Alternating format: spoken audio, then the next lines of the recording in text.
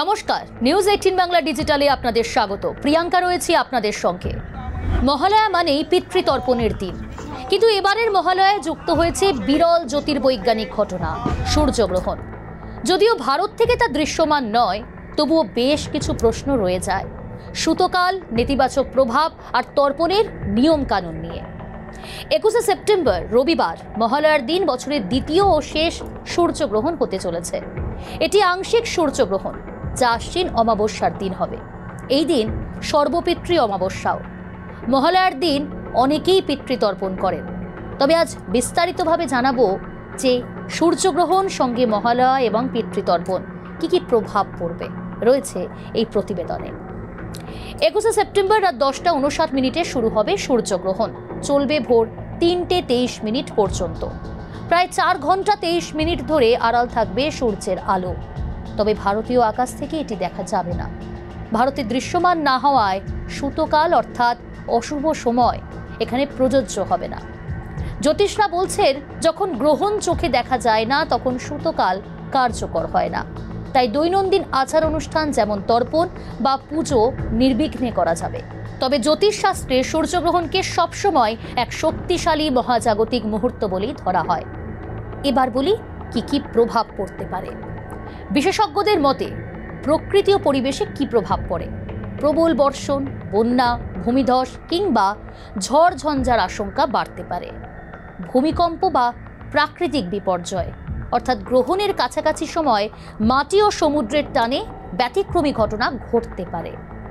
স্বাস্থ্যের উপরও প্রভাব পড়তে পারে।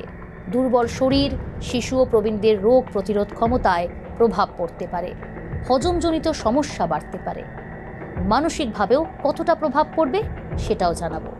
উদ্বেগ, অস্থিরতা, অনিদ্রা ইত্যাদি কিন্তু বেড়ে যেতে পারে। গ্রহণ যদি দেশ থেকে দেখা না যায় তার সরাসরি কোনো ক্ষতিকর প্রভাব হয় না, কিন্তু মহাজাগতিক অবস্থান আমাদের জীবনে শক্তির প্রভাব ফেলতে পারে। তাই এই সময় শান্ত থাকা, স্বাস্থ্য সচেতন থাকা আর অশুভ কাজ এড়িয়ে চলাই শুভ। মহালয়ার পুণ্যক্ষণে পিতৃশ্রাদ্ধ হয়। সূর্যগ্রহণ থাকা সত্ত্বেও যেহেতু এটি ভারত থেকে দেখা যাবে না, তাই তর্পণে কোনো বাধা থাকছে না। বরং ধর্মীয় বিশ্বাসের শ্রাদ্ধ সামগ্রী যেমন তিল, পুষা, গঙ্গাজল, চাল, জব, মুগ ডাল, কলা, সাদা ফুল, দুধ, ঘি, ক্ষীর এবং আখ সংগ্রহ করে মানুষ প্রস্তুতি নিতে পারে। গ্রহণের খবর একটু ভয় আমরা প্রত্যেকেই পেয়েছি, কিন্তু যেহেতু এখানে দৃশ্যমান নয় তাই নিয়ম মতো শ্রাদ্ধ করা যায়। পিতৃপক্ষের দিন কোনোভাবে বাদ যাবে না। মহালয়ার পুণ্যতিথি আর বিরল সূর্যগ্রহণ দুই মিলেই তৈরি হয়েছে বিশেষ সমাবর্তন।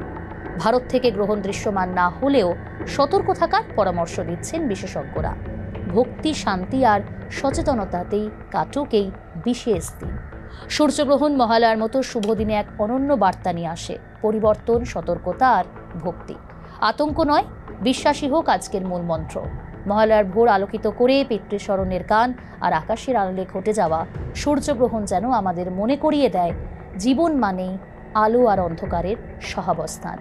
বিশেষজ্ঞরা বলছেন, আতঙ্কের কোনো জায়গা নেই, বরং এই দিনটি সুযোগ শ্রদ্ধা, সংযম আর মানসিক শান্তিকে সঙ্গী করার। নির্বিঘ্নেই করা যাবে তর্পণ।